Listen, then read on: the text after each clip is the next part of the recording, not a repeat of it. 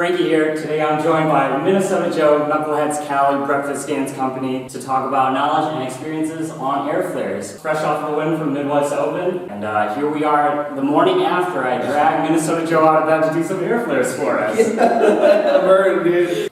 Airflares is a hard move. It's a very difficult physically move to accomplish. You know, us seeing people like Pocket or like really high level b-boys hitting one-hand Airflares on like Instagram is a little discouraging. You know? Yeah. You know, back in our days when we were coming up, that was like the move to have. Absolutely. Like, you saw someone do Airflares, you're like, that person knows what they're doing. I hit my first 10 in 2005. Okay. And I've been trying them since I was like a kid though, like since 2003. And did you feel like there were stages for like, okay, I learned 1, and then it took a really long time to get to 3, took a long while to get to 10. Were there breaking points? There were breaking points for sure. I mean, for a while, I would do them like really high, like the high Airflares, and I just really wasn't satisfied about the aesthetic of it, and so I kept changing it. And you know, I could do like 3 of the high ones, but it like didn't work for my body. Like I'm not that flexible. And then actually, I was watching Kirk from Have a Coral. His Airflares, like he's a big dude, you know. He would do flare Airflare, but it'd be kind of low, like lower, and so I just tried his way. What would he feel if I was him? And it worked for me. And that's when I started hitting 4 or 5, because I changed it for my body type. And I didn't want to add on to what you said earlier before, like learning Airflares at first, yeah, you want to throw them in combos, just do power move combos. But I grew up like battling, and when you battle, you have to show somebody your own shit. So like, yes, you want to learn multiple ones, great, but like, in my experience, the reason that I've come up with the transitions I have is because I want to be original and I want to showcase what I'm doing with the move. For us today, when Joe is showing us some concepts, we're hoping that viewers can walk away with this and take those general concepts and apply it to their training. We're not here to chomp your moves. Yeah. We're not here to learn. We're not here to learn specific techniques or moves that you might apply. But yeah, rather you have an idea of, okay, this is a concept that I can think about and apply to my own training, to my own strengths. Yeah. I would suggest for anybody that's trying to flip any move, is that you want to think about how it starts and how it ends. Spending a lot of time just being here, right? And just enjoying this part of the setup and seeing what happens, right? Just being open to, oh, you know, what's that? And so we're trying to just spend time with one part of it to change the composition. Anytime you see me do that is usually when I'm about to throw an Airflare. The entrance itself, right? Maybe it's not always just this.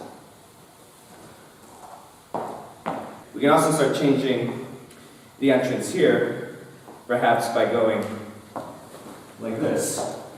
Maybe I'm going to make it a little... Okay, now something's starting to happen, right? You're starting to travel now, right?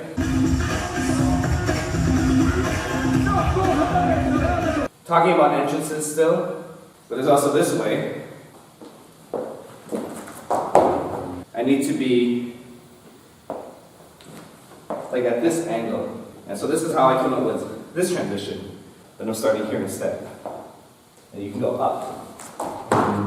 It's a little bit like doing, you know, this step right here.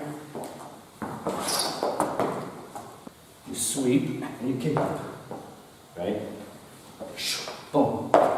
So to reiterate, we're using this basic Airflare move, right? Going here. And we're changing it in some way by starting lower, and then also trying to do something out of that as well. And I call this move the demolition.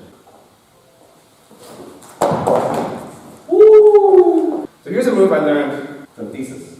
And he learned this from Eric Thurl from Soul Shifters. It's called the catapult, just like this.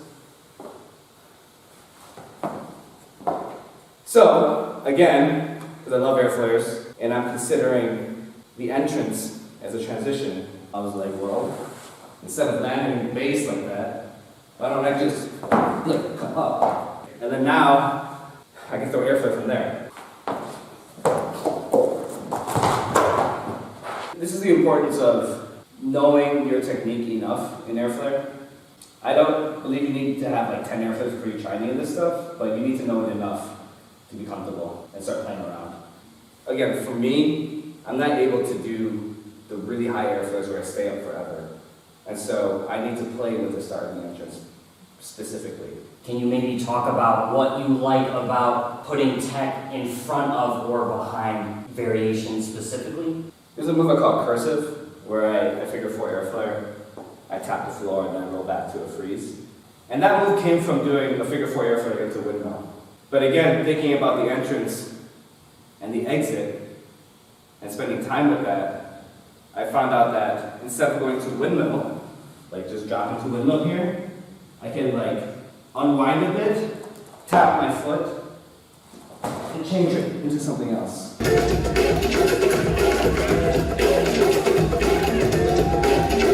And that, you know, sometimes it comes from two things coming together. Like, it doesn't always be like, what can I do on it, like with air flare specifically. I have a step that goes like this. Right? I love that step. It's like one of my favorite steps I have. And my favorite air flare is the baby air flare, which I can't do multiple of. But how can I use these two things to make something different?